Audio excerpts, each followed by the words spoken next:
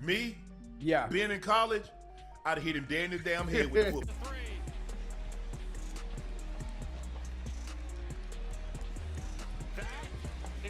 I get pulled over going to work. I get pulled over coming from work. I got pulled over in the stadium leaving the game. I'm still on property of the Buffalo Bills and I got pulled over.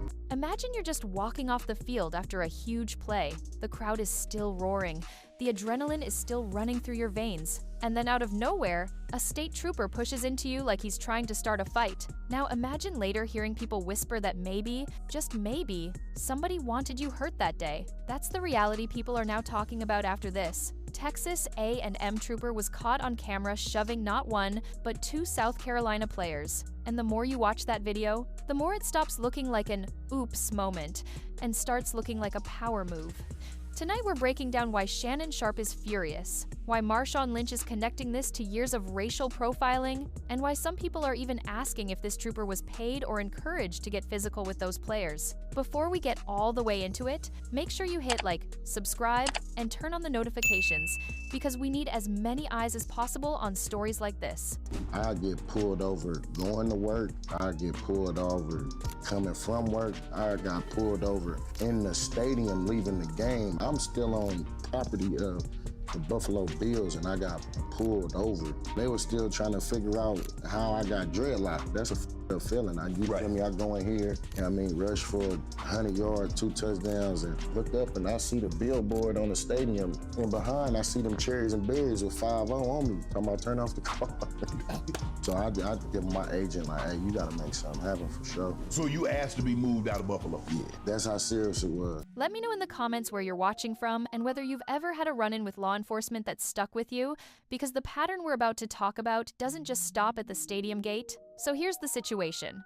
During the Texas A&M versus South Carolina college football game on November 15th, South Carolina players Nick Harbor and Oscar Attaway were heading back after a touchdown. They're doing what players always do in that moment, walking through the tunnel, celebrating, locked in on the game. Then we see this state trooper approach. On the viral clip, you can clearly see him walk directly into the space between the players instead of going around them. He makes contact, shoves Harbor, and then spins around, pointing and yelling like they did something to him. Almost instantly, stadium security and Texas A&M police move in, and that trooper gets pulled off game day duty while the Texas Department of Public Safety announces that their Office of Inspector General is looking into the matter. They put out that standard cold statement, no extra details, no explanation, like they're hoping the news cycle will just move on if they stonewall hard enough. And then all of a sudden you see this state trooper walk in between them, like purposely bumping them.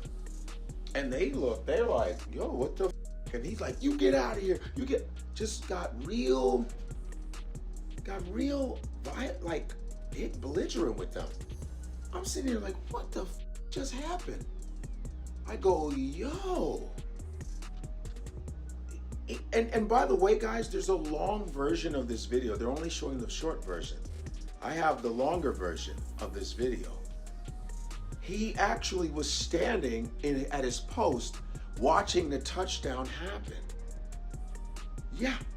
And then he decided to navigate his way over so that he could put himself in position to bump these dudes like he was a high school bully from the 80s. But the internet was not moving on. That clip started flying across timelines, and fans and former players immediately called out the energy behind that shove. One of the first big voices to speak up was LeBron James, and he did not sugarcoat anything. LeBron basically said, suspend that cop. He called it premeditated, called it corny, and pointed out that the trooper went out of his way to start something with those players. And that's the part that keeps bothering people, because this doesn't look like some chaotic pileup where everyone's running into each other on accident. This looks like a grown man in a position of power, seeing two 19-year-olds celebrating, deciding he doesn't like it, and using his badge like a weapon to humble them in public. Then you've got Marshawn Lynch weighing in, and Marshawn has receipts from his own life. He made it very clear that what he saw in that video didn't surprise him at all. all because he has lived through that kind of thing over and over. He talked about his time with the Buffalo Bills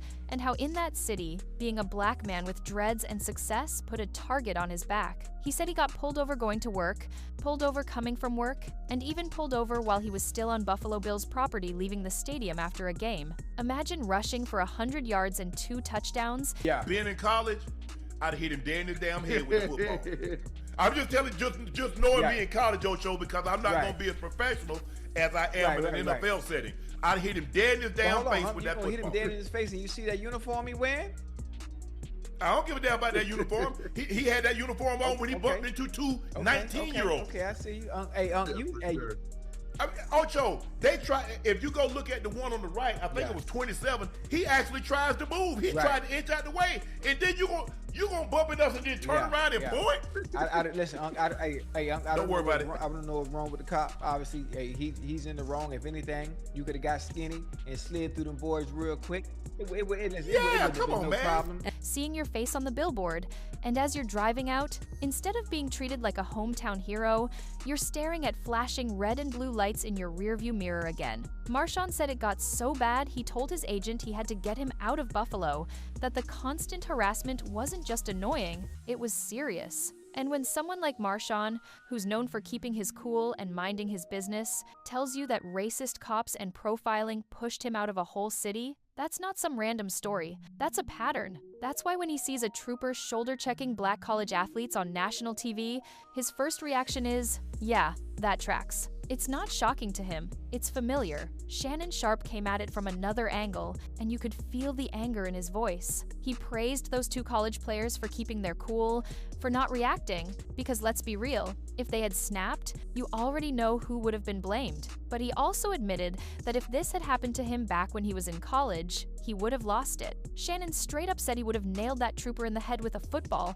that he would not have been as composed as he learned to be later in the NFL. And that's a really important point. Young players are expected to show superhuman restraint when someone in a uniform provokes them, because any slip-up can cost them their scholarship, their career, and, in some cases, even their life. Shannon called out the trooper for bumping into 2 19-year-olds and then turning around like they were the problem. He pointed out that one of the players literally tried to move out of the way,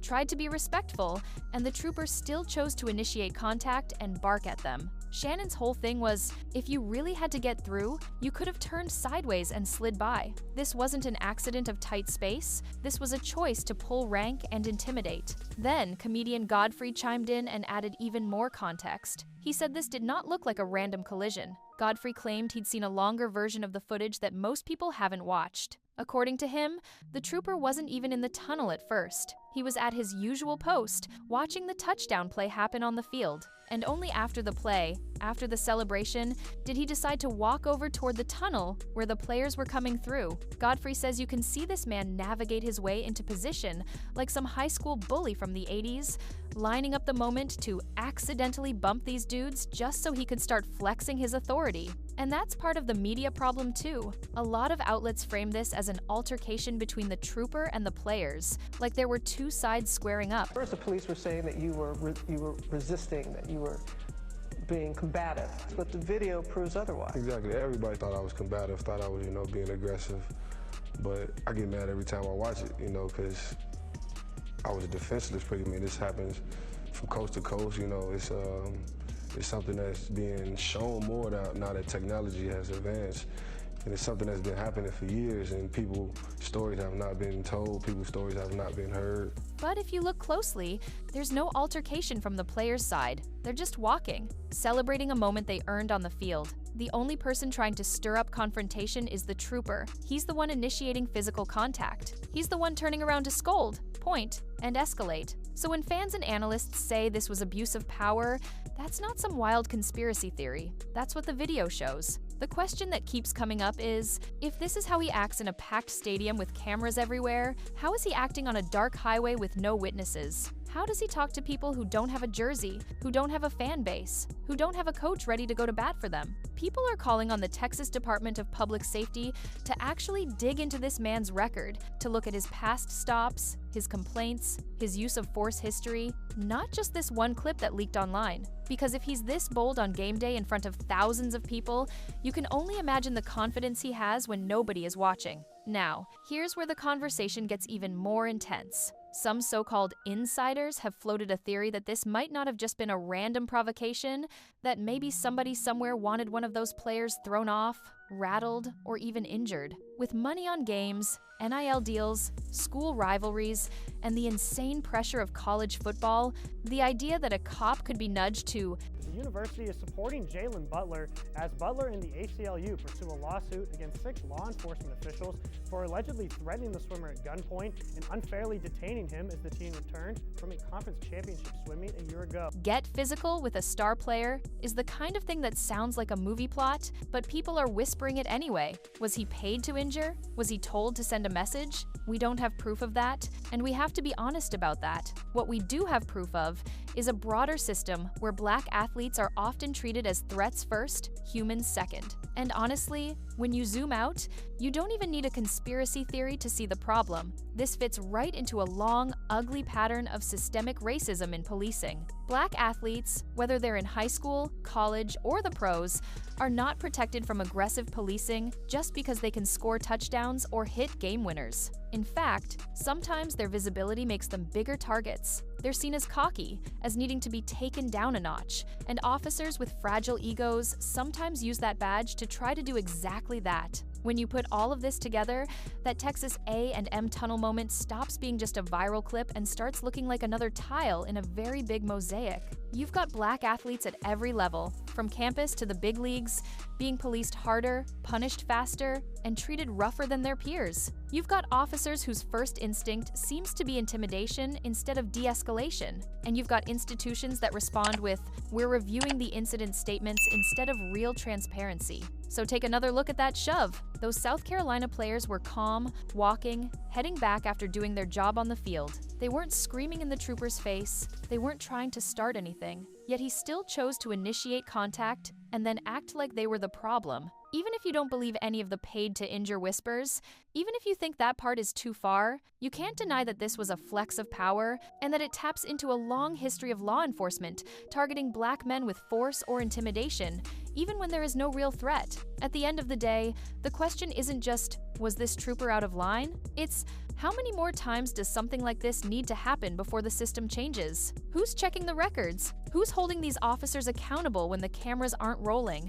And what message are we sending to young Black athletes about their safety and their value off the field? That's what I want to hear from you. Do you think this was just a hot-headed cop losing his cool? Or do you see something more deliberate? Do you believe Black athletes are treated differently even in big public spaces with cameras everywhere? Drop your thoughts in the comments, share your own experiences if you feel comfortable, and don't forget to like, subscribe, and check out the next video on your screen because this conversation is just getting started. And if you made it this far into the video, you're exactly the kind of person these stories need. So keep watching, keep questioning, and keep the pressure on the people in power. We're not done yet.